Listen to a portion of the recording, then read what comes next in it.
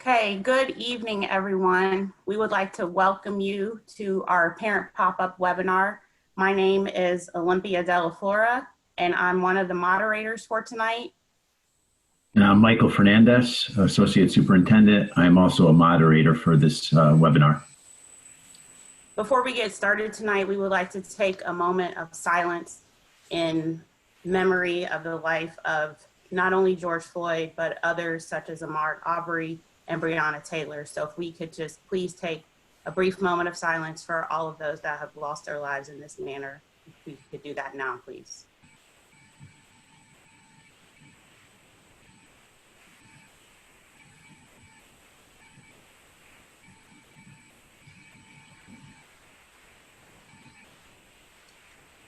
Thank you.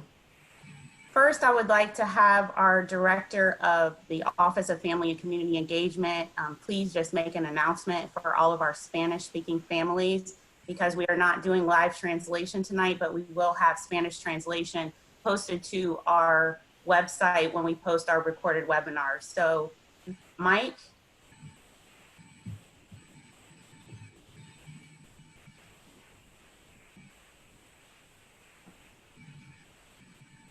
Okay, maybe Mike's having a little bit of difficulty.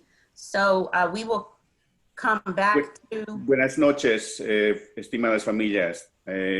Este seminario será ofrecido en inglés. Proporcionaremos la traducción a español para este seminario en un formato de audio en nuestro sitio web cuando publiquemos el seminario en grabado. Estamos probando varios formatos para traducir estas formas de presentación en formas virtuales. Quiero, por favor, pedirles la paciencia y, por favor, envíenos sus comentarios sobre lo que funciona en el mundo virtual para los padres. Por favor, gocen de este seminario y van a verlo esto en español una vez que esté en el sitio web. Gracias. Thank you, Mr. Meyer. Next, I would like to introduce the leader of Stanford Public Schools, our superintendent, Dr. Tamu Lucero, who is going to introduce herself and bring a few words this evening. Dr. Lucero? Thank you, Olympia. I appreciate this opportunity. It's just amazing to me that at a little after 5 on a Friday night, there are 99 participants participating in this opportunity to have this conversation. You know, I struggled this week to find the words that were appropriate to send a message to you all, because this is a very difficult topic. So I can't even imagine being at home with your children with this distance learning and this isolation and not being able to come together and find a way to have this conversation.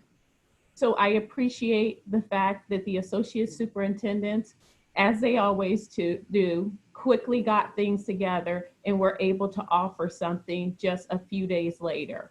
I appreciate you all coming and starting this conversation. But as I told several leaders that called my office this week, looking for what should we do next, how do we react to this, how do we let everyone know that this just can't continue to happen, not just in Stanford, but across this country. What we decided is it can't be just one day, one event. It has to be that we're committed to doing this long term. And the fact that Chief Shaw is here tonight shows us that we're ready to do this work and we're ready to do this work together. Now, this may be a surprise to everyone, but we haven't met each other because he started right after COVID. And so I would have usually met the police chief by now, but that has not happened yet. So I welcome you and I thank you for coming tonight. It really means a lot to us that you would join us in this conversation. So at this point, I'll turn it over. And I just want you all to know that we are very committed to this work in Stanford Public Schools. This is not going to be a one-time conversation. This is going to be us coming together, starting this dialogue and figuring out how we can not only support the parents during this time, but do this work long-term. Thank you so much for having me and have a nice evening. Thank you, Dr. Lucero. It's now my pleasure to introduce Police Chief Timothy Shaw, who will say a few words. First of all, thank you to the superintendent and the assistant superintendent for putting this together. Before I really tell you about myself very briefly, I want to let you know and let everyone know that this police department is very angry as well. And we're upset at what happened. And, you know, we've been trying to assist with the peaceful rallies, and we'll continue to do that. As far as myself, for those who don't know, I've only been here almost 2 months. So people think I brought along a black cloud, but I'm ready to come out of it. But I do want you to know, prior to me taking this job, I did spend 27 years here. So I know about collaboration. I know about collaboration in the community. I know about partnerships with the school. I'm sure Mike and the superintendent know about all the things we have done and will continue to do. But I also know that it's not enough. We've heard it loud and clear that we have to be better.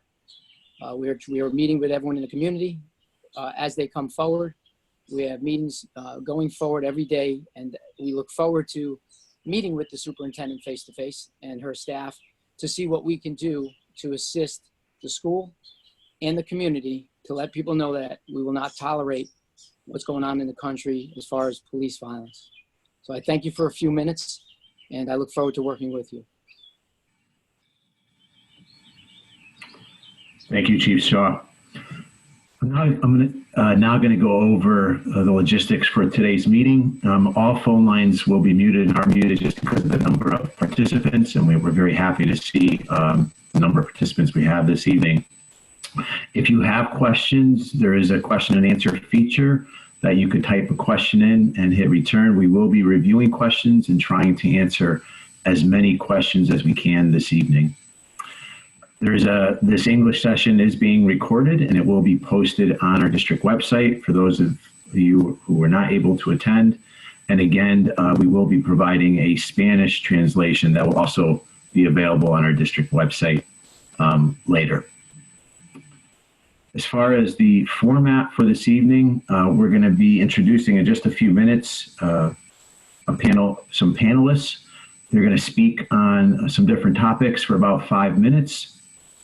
We initially planned to have breakout sessions, which unfortunately, due to technical difficulties, which I think we've all been experiencing the last several months, we'll be holding one general session for questions and answers. So it's important that you do type your question. We'll do our best to answer those questions. Our panelists are excited to be here to be able to answer your questions as well. There is no need at this point to go into the chat box to indicate which session you want to choose. Again, we're not going to have breakout sessions. We'll have one large question and answer session following the panelist presentation. And this program is expected to conclude at 6 p.m. You're on mute. Thank you, Michael. Tonight, we're really excited to hear from some of our panelists, and we titled this Let's Talk because we just know that there, as Dr. Lucero said, there are lots of conversations that have to happen, but we wanted to be able to start this. And so our first panelist tonight is Bianca Shin, and she's an associate data strategist, and she works for Domus Kids Incorporated. She's proactively engaged in the work with disengaged and disconnected students and families in the Stanford community. Her professional experiences, she has advanced degrees in the field of school health education and public health. And she also has worked in the Connecticut Department with Children and Families and the Permanent Mission of Haiti to the United Nations in New York. Tonight, Bianca is going to give us some quick tips about talking with your children about the issue of race. With that said, Bianca, let's talk. Good evening, everyone. I'm very happy that we have these brave parents and brave community leaders that have taken their time out of their schedule this evening to come here and talk about something that's impacting our kids, our community as a whole. So thank you again. What is racism? Racism in all forms is a public health issue. It promotes an environment of fear and anxiety and dreads. Race, prejudice, plus power equals to racism. Racism is not it doesn't shut off like a light switch. We can't quickly reverse centuries of historical racism and contemporary manifestation of racism. We as a community, at times, we won't always recognize racism or unconscious bias. But I want to be clear, racism is a learned belief, attitude, and stereotype about a particular race that results in harmful and preferential treatment of members of that race. Now, let's talk about developing understanding empathy for our kids, because I know this is a difficult time and we're in a time of what do I do? What can I do? But as parents and educators and anyone in the community, that adults are the first powerful teachers, especially parents. We don't have to make it difficult. We can start with one conversation at a time, one conversation. This can be the time to teach our children about social justice. This is the time. While we're doing that, this is the time in helping them process how painful these events have been for them, for you, and for their community. Teaching children to identify their own feelings, help them recognize emotions in others, and connecting with them. So how does that happen? By just asking, how would you feel if that happened to you? What would you want others to do? Those are simple questions that I know sometimes we overthink things, but we can start the conversation with that. Many instances of injustice that happen is because people don't view the other person as a human, but they dehumanize them. But once you are past the process, you're not engaging in dehumanizing. You're seeing them and accepting for who they are, then we can move forward together. With race, with that, all of our kids have the ability to learn empathy. And it's an empathy, I want to stress that cultivating empathy is a necessity. It's not a maybe, but a necessity. And I know many of you parents out there are asking, how do I? But you are already doing it. Our kids are smart, they're bright, they're resilient. But you have to remember that you are their first teacher. You are their first everything. They see you, they hear you. So you set the example in the tones. If you see an injustice and you don't speak up, you are teaching them. And we all have been in instances where we don't know what to do or how to speak up. That's okay. But what's not okay, it's not exploring how to prevent it in the future. To cultivating empathy, we have to cultivate a brave community. And how do we do that? Start simple. Asking the questions, having those small discussions with your kids about others. When you hear something, when they say something, you question, you ask them, you correct them, and you speak up. You create a space for them to talk. We have to lead by examples, whether it's parents, our community leaders, they hear us, they see how we speak to each other. So those are all examples that we can't ask our youth to do things that we're not willing to do. So it has to start with us.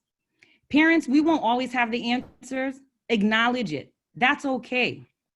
Because as long as you're working along side by side with them, then you're starting on the path of getting better, of working together and making this community better.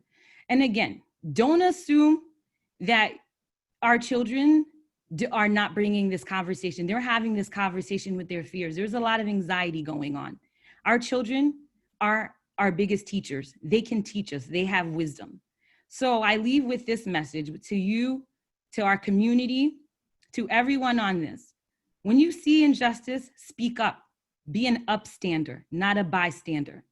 We have the ability as a community to raise a generation of children who are informed, thoughtful, and brave about race. We set the tone for them, and they can follow our footsteps, but we have to step it up. Thank you.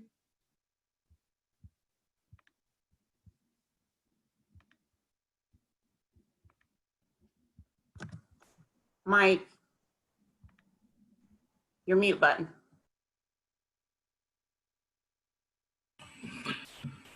Thank you.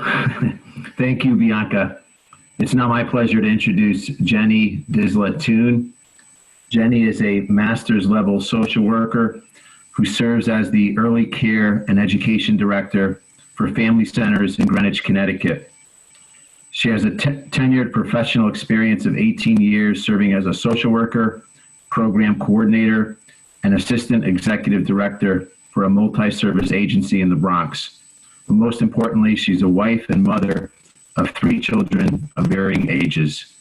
Thank you, Jenny, for being with us, and let's talk.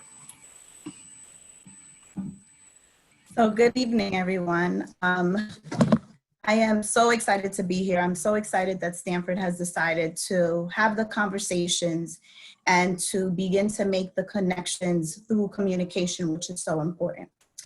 I'll begin by saying that children learn about racial differences and racial biases at an early age. And they learn it from their first teachers, just as Bianca has said, their parents. In order to help our children, we have to take a deep look within ourselves, because for the most part, children do as we do, not as we say. So let's begin. So what is media? Media can be categorized as social media, TV, games, music, books, and media can be a double-edged sword in that it can create an ease for us in having conversations with children, but it can also expose children to some not so helpful content. So it's important that as parents, we monitor the media intake of our children. Well, why do I say we need to monitor the media intake of our children? First, because we're living in a time where children have access to information more than ever.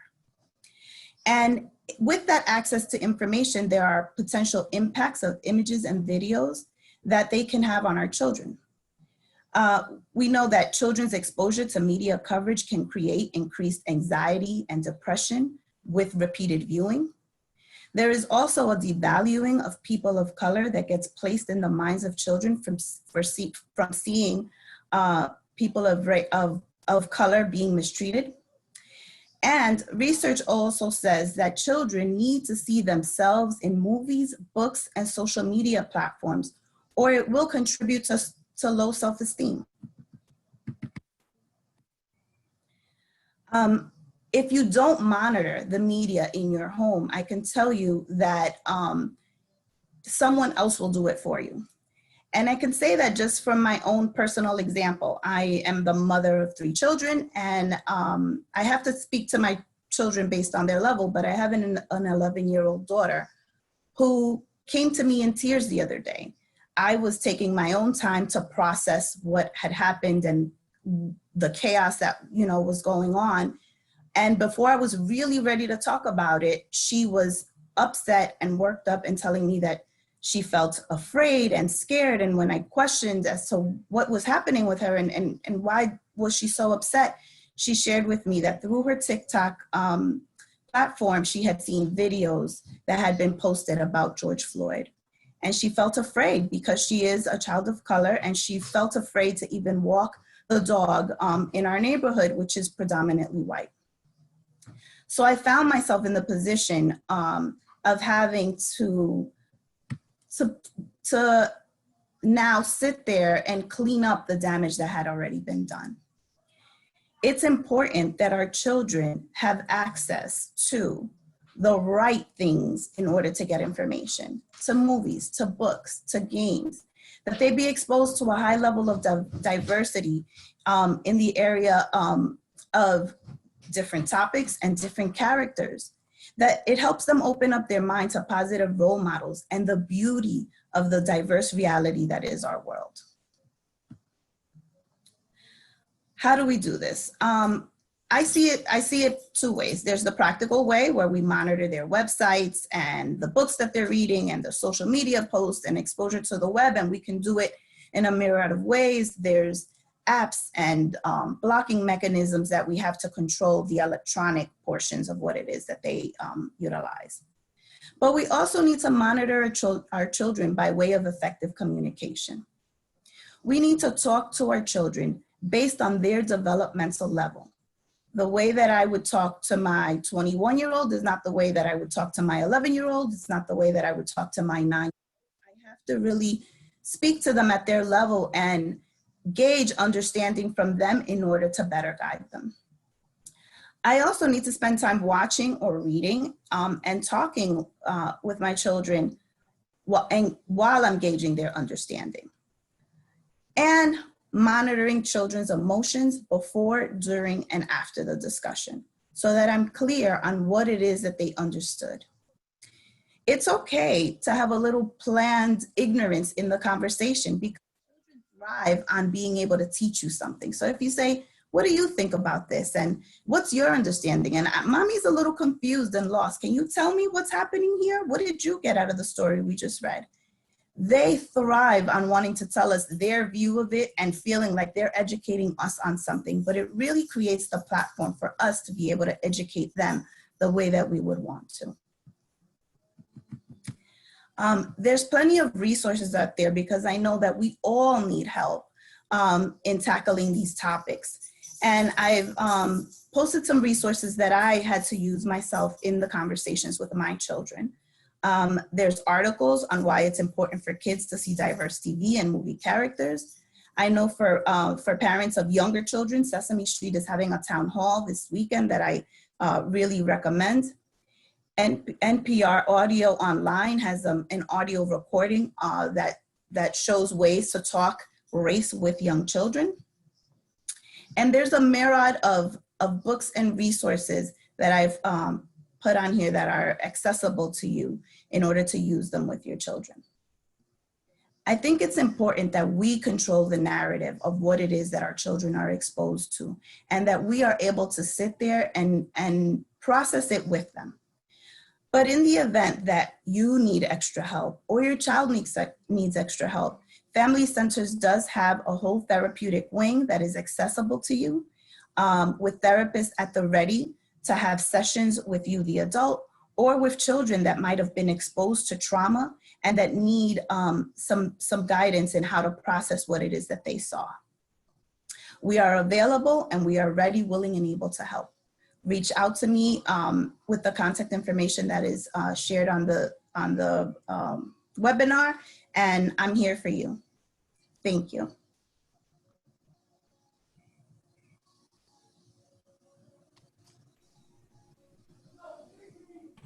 Olympia, you're on mute. We've practiced this so many times, and thank you, Mike. Thank you, Jenny, for those wonderful quick tips around the social media and the media aspect for our parents. And the key is to have those conversations with our children. Our next panelist is Rebecca Wilson. She currently works for Stanford Public Schools. She's the coordinator for college and career readiness and school counselor services. And she was a former school counselor of 10 years with Stanford Public Schools. She is also a licensed social worker, and she's very active through the Stanford community, and she's also a proud parent of a recent college graduate. With that being said, Rebecca is going to help us talk about processing traumatic events. So with that being said, Rebecca, let's talk. Great. Thank you so much, Olympia. Thank you for having me. So let's talk about ways that we can process the traumatic events that have been happening over the past couple of weeks. And with the protests over the recent deaths of Black Americans, it's understandable that kids are feeling scared, they're feeling confused, they're feeling angry. And even as parents, you might wonder, how do I support my students or my children while I'm struggling with some of the images in the news myself? And how do I help my children process and manage these feelings day by day? And to be honest, there's no one right answer. There's no one right answer, but at least today we can hopefully help give you some guidelines as to helping your students process or your children process what they're seeing over the next couple of weeks. So one of the things you want to think about is validating your child's feelings. You want to start by checking in on your child, even the very young ones, because young children are very perceptive. They have worries, they have concerns, and obviously they don't have the skills or maybe the ability to be able to articulate some of those feelings. So you want to just make sure you check in on them. Avoid making assumptions. So you want to ask really broad, open-ended questions rather than, are you okay? You want to ask questions like, how did you feel about what you saw on the news? What do you think about what happened? What did you think about, what are you thinking about with regards to what you're seeing on TV, or maybe what some of your friends has been talking about? If you have very young children, you could use drawings, you can use paintings, you can use stories like Bianca and Jenny talked about earlier. You can use some of those tools to help your children express their thoughts and feelings because they aren't easy to put into words. But the most important thing is to do your very best to acknowledge their feelings and to really start where your child is. So one of the other things you want to do is open conversation. And that's one of the things we've been practicing over the last few weeks, even within the Stanford Public Schools and our different staff meetings, is really having an open conversation, an open dialogue. It is not okay to avoid talking about what is happening in the media. Like any important topic, racism and violence aren't something you can just have one conversation about. It really is an ongoing conversation. So for kids of any age or race, it's something that's going to keep coming up over and over again. When you think about the social media Jenny just talked about, you're going to see, kids are going to see images over and over again, and they need to be able to understand that what's happening. And where you don't fill in, kids will fill in that information for themselves. So you want to be very mindful. Racism is not new. It is an ongoing problem, and it's really going to take us to change our mentality and our mindset to work towards fixing it and to work towards a better future. The change can't and won't happen without really frank conversations. So my question for you is, are you having really open conversations in your own households? Are you having conversations with people who look like you and people who don't look like you? Those are really important conversations to have. White parents can help by addressing race and racism with their kids early and often, because research shows that even young children are aware of racial differences as early as 6 months of age. So that's really important to have those conversations. And those conversations are happening in Black families. They're not new to those conversations, but two, those families need to continue to have open dialogue so that families can know areas where they can support their students. So that these conversations are really important no matter what race you are. So one of the other things I want to talk about is being clear, direct, and factual. You want to give information to kids that are those three things, that are very clear, that is very direct, and that is factual. So even if a child doesn't explicitly tell you that they think, say for instance, a black person did something wrong, what they're seeing on the media, they may not be able to actually understand what they see, but they see what's happening. So they might make an assumption that if Blacks are being mistreated, that perhaps they've done something bad. So you may want to start with language like, that person is a good person, but what's happening to that particular person is a bad action. And you want to be very clear and very factual in that information. You want to encourage questions. Don't worry if you can't answer them, and don't worry if you not only have the answer, but even tell your child that I don't have the answer to that question, but we can explore this together. You want to be calm. You don't want to hide your emotions when you're talking to your kids, because kids need to know that you hurt as well. So you want to be mindful of that. Rely on your support system. Your support system is helpful when you're feeling exhausted, if you're feeling overwhelmed. You need to reach out to your networks, your friends, your family members, religious leaders, mental health professionals. All of these folks can really help you process your emotions, and they also can help your children process those emotions as well. So if you feel comfortable and feel open enough, you can ask someone to help you have that conversation with your child and to bring that person into your family as a trusted ally. There's lots of resources on the next couple of pages to help continue to have this conversation. But one of the things I do want to say, it is okay to ask for help. That's why help is there. You want to ask for help for your family. It's okay to discuss race, and it's okay to ask colleagues, family members, friends, neighbors, and other persons of color or not of color to learn more about their experiences and feelings. And sometimes it's just a simple hello. I'm checking in on you, send a text message, make a phone call. I'm just checking in on you. I want to see how you're doing with all that is going on. I want to open up a dialogue. And as we begin to start having these very open conversations, we will be able to break down some of the barriers that we all face with regards to the recent traumatic events and any other ones that have happened or could happen in the future. So one of the resources for families I wanted to highlight is every school at the middle school and high school level, they have school counselors. School counselors are helpful with, obviously, with career information and academic information. But one of the other areas that school counselors are very good with, and they've been trained to work with your students on, is supporting their social and emotional health. And that is in their training as well. And oftentimes school counselors are the people that you first meet when you get to the school. And there's other times where I heard people don't know they have a school counselor. So my slide is information. If you don't know your school counselor, know there is one at your school, and you can contact the person on the list and ask, who is my child's school counselor? I would like to make a connection, and there's some help that I need to get for my family or for my child. At the elementary level, there are school social workers that can help with that information as well. Thank you for the time, and I look forward to having continuous conversations about some of these recent events.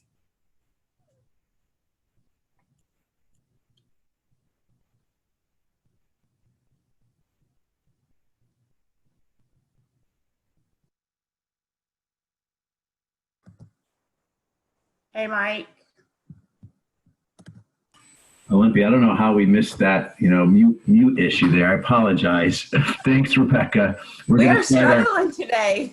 We're going to start our question and answer feature. I think our superintendent's working us too hard.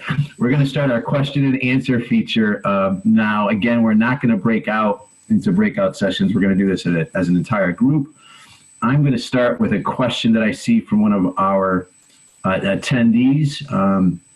The question is, how do you recommend starting a conversation with a kindergartner, a 5-year-old, and the parent adds that they don't have cable at home, so that the child probably is not exposed to the television, seeing things. And this family also wanted to indicate that they are a white family. And how do they have that conversation with their kindergartner? Whoever wants to jump in first.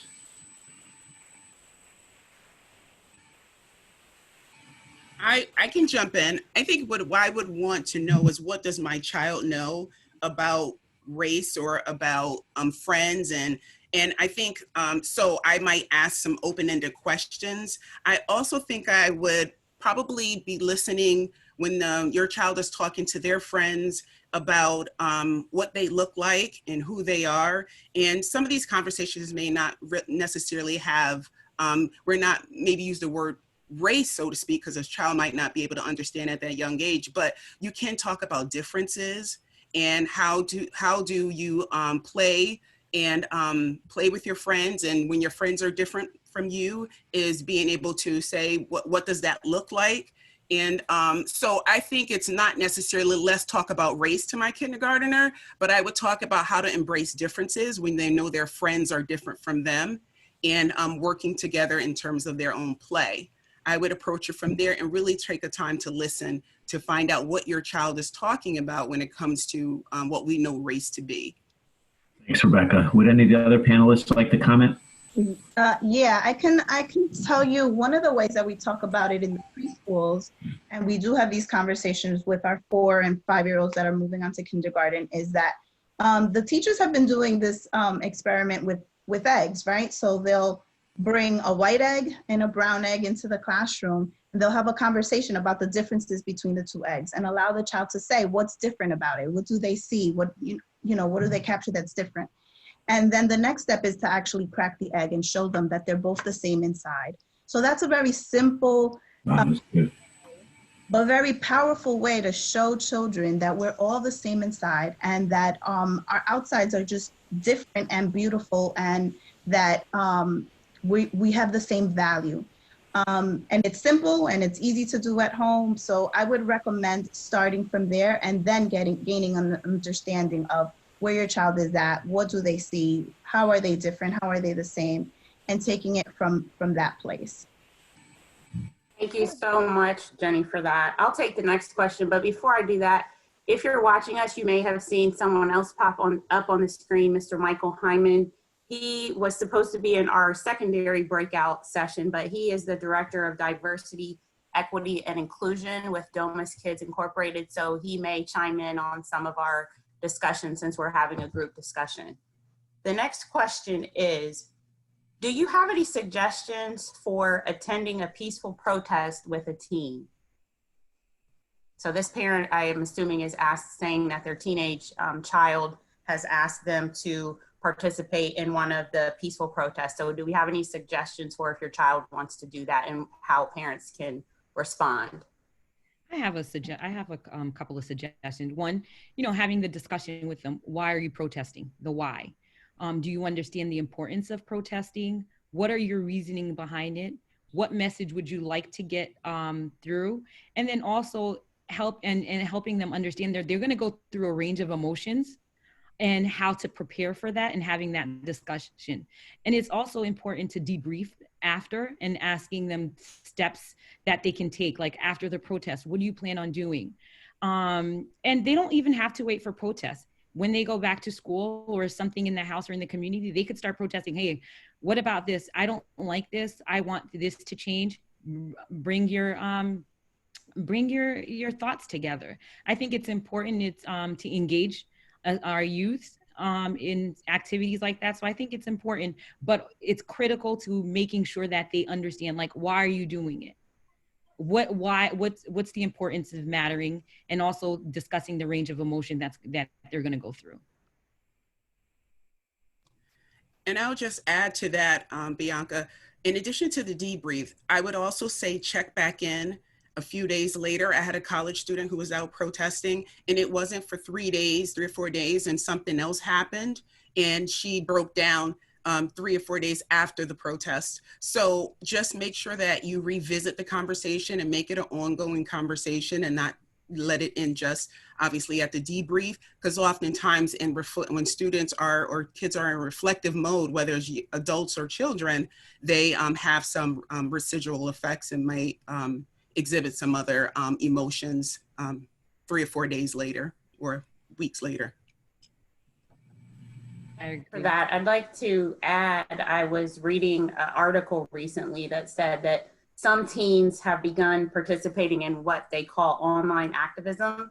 And online activism is a coping response for adolescents, especially right now while we have to be physically distant. So it's use of social media, reposting, retweeting, expressing how they feel, chatting online with friends to as some sort of coping response. So just keeping in mind that all kids are different, right? So some kids may want to participate in a silent protest while others may be silently coping through the use of social media. So as long as parents are having these ongoing conversations with their kids, they can help them debrief what's happening in either one of those settings. So Mike, you want to take the next question?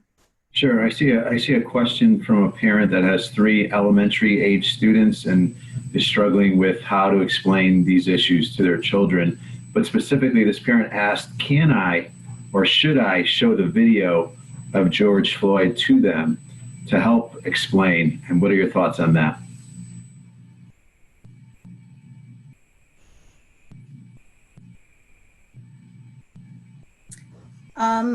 I don't know the ages of the children, but what I do know is that the George Floyd video is a very graphic video, and it's hard for even some of us adults to be able to sit through it. So I think if they would want to have the conversation, I don't know that they necessarily need the video to have the conversation. They can talk to their children about what has happened and where they stand on the matter and on the topic, instead of exposing them to a video that can cause trauma in any way, and that they would find themselves having to deal with other subsets of it. I mean, for the children that have seen it, you know, they have difficulty sleeping, they have difficulty really dealing with the images. I would steer from it and steer more towards conversation.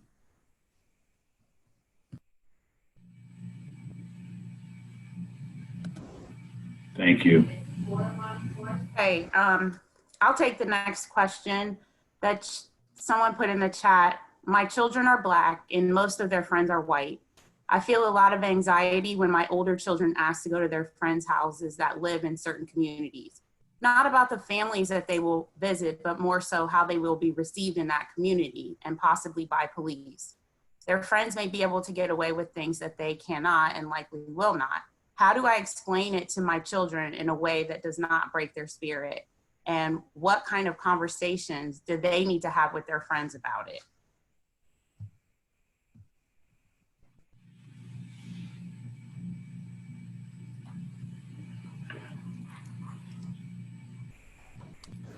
Olympia, did you say that the students, can you just repeat the first part of the question of where the students, who are the students? How do they identify? Let me, hold on, I have to find it in the chat.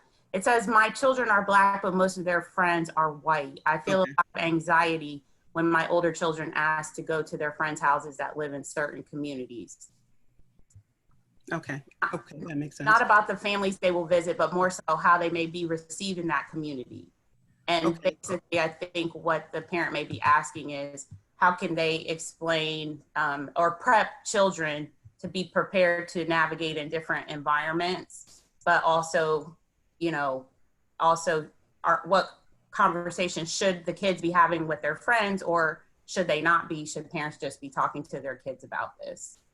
Right, I think you hit the nail on the head, is really have an open dialogue with your students or with your children about some of the challenges that they could potentially face in those communities, or maybe what has been faced by through the media and by students of color in the realities of being a student of color going into those different communities. I think that you can't avoid that conversation. You should definitely have that conversation, because there's probably some critical steps or things that you want to identify that might help your child stay safe and be comfortable while they're in different communities. I would want to hear from my child, what are some of the things that he or she might have some anxiety around or emotions around, and maybe have some fears around as well. So I would want to hear from my child, again, hear opening a dialogue, and also giving some clear steps as to what are some of those things that that child want to do while they're in that community. You know, having an ID in his or her pocket, making sure that's there, things like that. And then I would encourage you to encourage your child also to have the conversation with his friends and her friends, because there's probably things that their friends could do to help make sure that your child stays safe in their environment as well. Mm.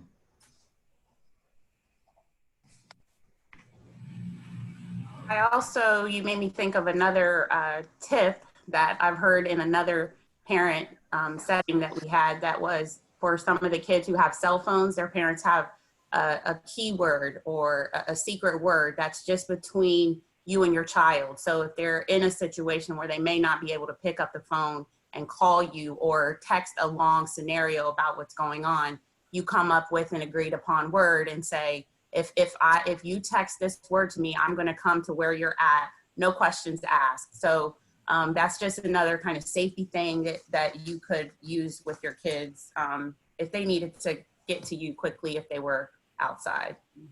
But yeah, that one, Mike.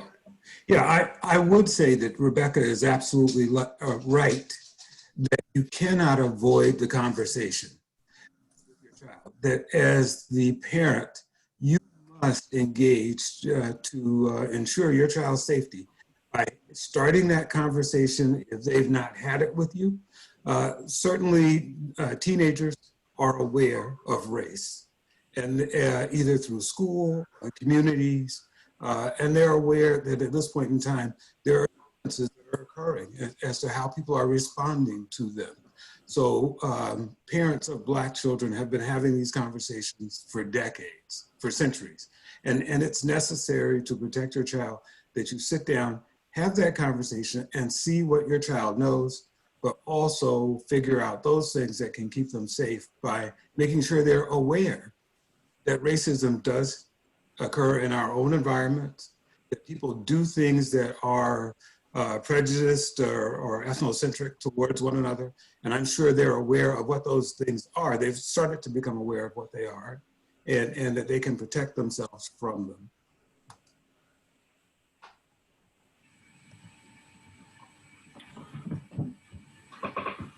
Okay, I'll ask the next question. This will be specific to our older students, our middle school and high school students. We know that teenagers are able to think more abstractly about racism, injustice, and violence versus peaceful protest, and they're able to discuss their views with parents. They understand concepts like social justice.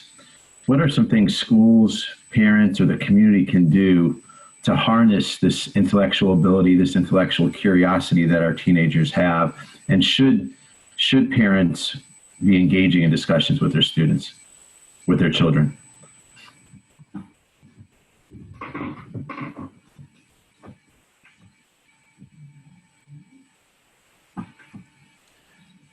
I guess I'll go back to where we were before, that if you do not, you're doing a disservice to your child, to not engage in a conversation around race and differences, to know how your child feels about that and what vulnerabilities they might be facing as well. So clearly that's necessary.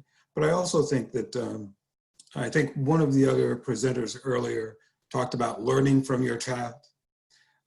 So that instead of trying to answer everything, all things aren't necessarily known, but you may want to find out what you definitely want to know what your child knows, what they're thinking about.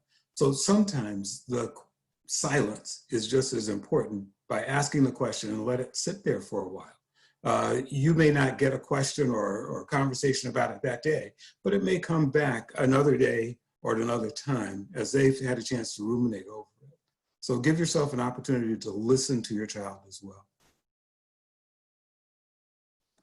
Thank you so much for that, Michael. I'll take the next question. We have a question in the chat that says, how can you reduce having children feel anxiety about what they've seen on the news?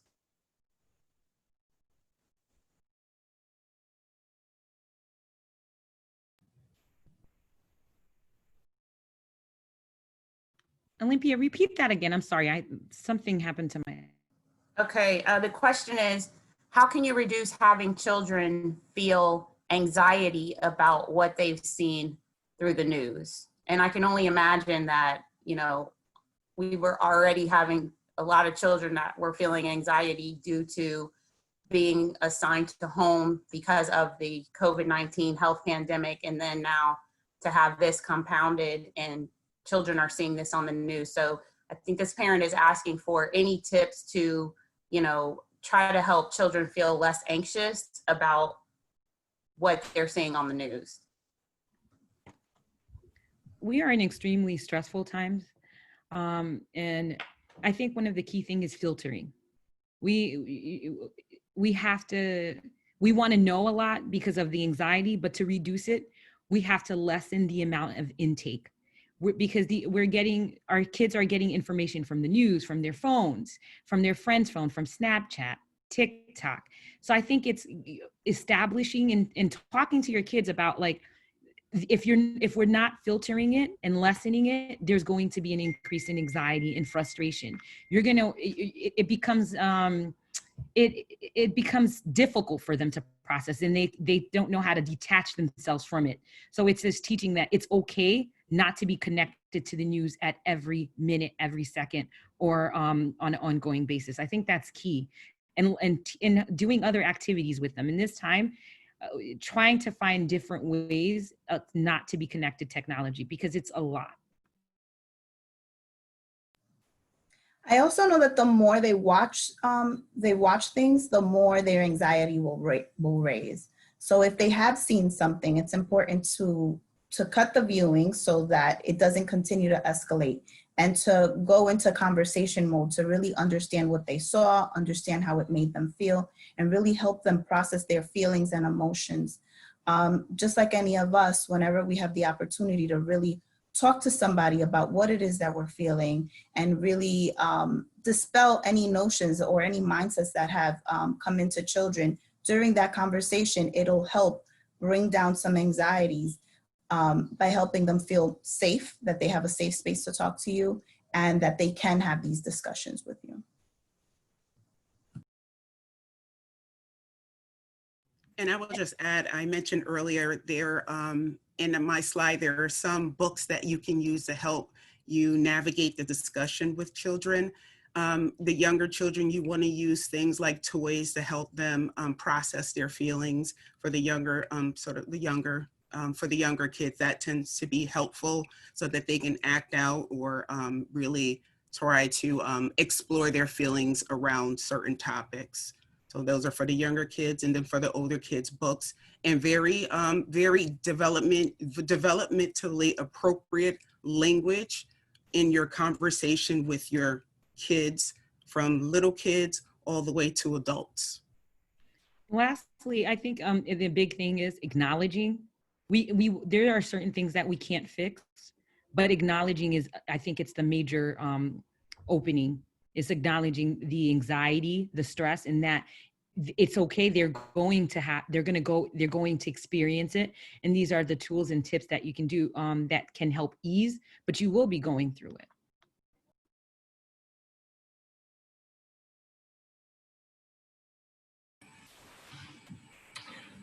Jenny spoke a little bit about the role of the bystander. As we know, George Floyd died with 3 other police officers watching. In our schools, we have curriculum that teaches students about the role of the bystander, particularly related to bullying. So we do try to educate our students about the importance of speaking up and helping. I guess what else can we say to parents and those on the attendee list about this issue of the bystander? I think it starts with the upstander. We have to move from where it can start now. It starts early. When you see something, you speak up about it, and teaching them. And kids pick up their cues from their parents. They pick it up from their community. They pick it up from adults. If they see us let certain things, inappropriate behaviors that are hurting others slide, certain little comments, giggles, and we allow it to slide and saying it's okay, not saying that anything, we're signaling that it's okay. So I think the important thing is, yes, bystanders, but we have the ability to empower our kids and teach them in how to become upstanders. And that's where we need to start moving from bystanders to upstanders. So they can, because once they become upstanders, they're engaging in empathy for others. So it starts young. When I think about bystanders, I think about the model that they use in New York City when they say, you hear it on a train or you hear it out, when you see something, say something. I know most of us hear that tagline, if you see something, say something. It is something you remember. And lately I've been using that tagline as well with regards to, as a bystander, if you see something, if you hear something, you need to say something. And you use those and remember those 3, and those are 3 easy teachable sort of sentences. If you hear something, if you see something, then you need to say something. And that's something that you can teach young children as well as older kids as well. And the thing is also with Rebecca, you outlined it great when saying you see something, you speak. Think about our kids, how resilient they are when from kindergarten. Most kids know how to drop and roll. They will remember it. It's something that sticks with them. When you talk to kids about not talking to strangers, who are strangers, they remember it to adulthood and they keep it. So if we're able to establish and instill those practices, believe me, as a school community, parents, we are more than capable of doing it. And like Rebecca said, you see something, say something, upstand. Thank you so much, Bianca and Rebecca, for those. We are nearing the last 5 minutes of our webinar. So I just want to give an opportunity if there are any panelists who forgot to share a tip or had one last tip that they wanted to share. I wanted to give you the opportunity to do that now. Anyone? My last tips is to everyone who's on this webinar. Thank you, one, for coming. You all have the ability and the tools to make change, slow, steady, and consistent. So there's no magic, but everyone has the tool to do it. One, I don't want to seem like repetitive. It sounds easy, but once you start practicing those muscles, you're able to do it. You see something, say something, speak up. Speak up for your kids, speak up for your community, speak up for your teachers, speak up for each other. Once we start speaking up, we can't stop. And we know how to do it. Thank you, Bianca. Do any of the other panelists have a last quick tip they'd like to share?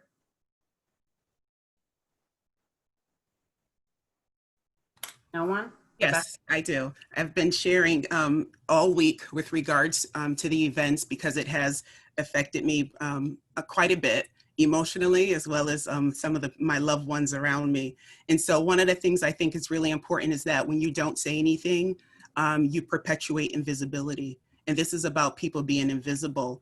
And they've been invisible for a long time. And so now the volume's been pumped up. But so this is really about, we don't want to perpetuate invisibility. And so when we don't talk about it, that's what it does. It makes people feel invisible. So 3 things that you could think about. I know we're talking about our children, but we have to start with ourselves as adults because we are those that are supporting children. And so we need to be healthy so our kids can be healthy. And so 3 things that we can do as adults. One is building awareness around what's going on in the community and really understand for yourself what's happening in the world outside of, your own world. But 2, also building your awareness of self and your placement in the world. That's really important. And when you pair those 2 together, the community around you, who you are in the world, 3, you can become actionable and you can take action.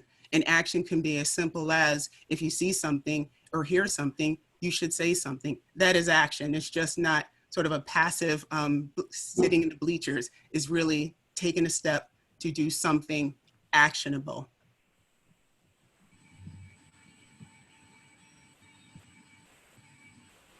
Jenny or Mike, are you good? I think if I would say anything in closing, it would be that as parents, we don't always feel the power that we have over our children, but we are the powerful agents in the lives of our children. And it's important that we control the narrative that they see and get. And they're going to learn from us. So I can't agree more with Rebecca and with Bianca. It begins with us. It begins with the message that we give them. But it also begins with us being able to have those difficult conversations at home and being able to control the information that seeps into our children so that we know that we're giving them the right information. Thank you so much.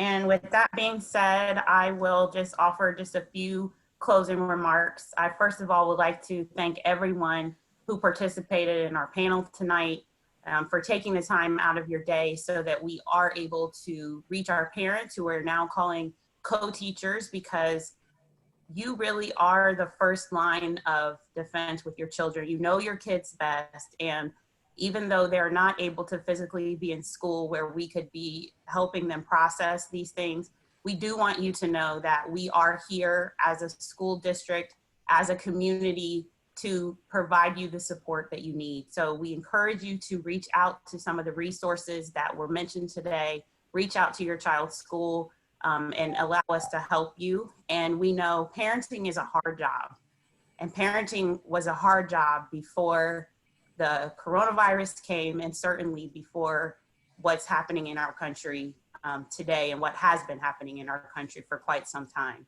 So we just want to continue to work collectively with you.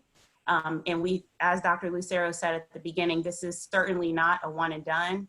We just wanted to be able to have a conversation today, but this conversation will continue. So we thank you for your attentiveness. Thank you to everyone who participated. and everyone have a great evening.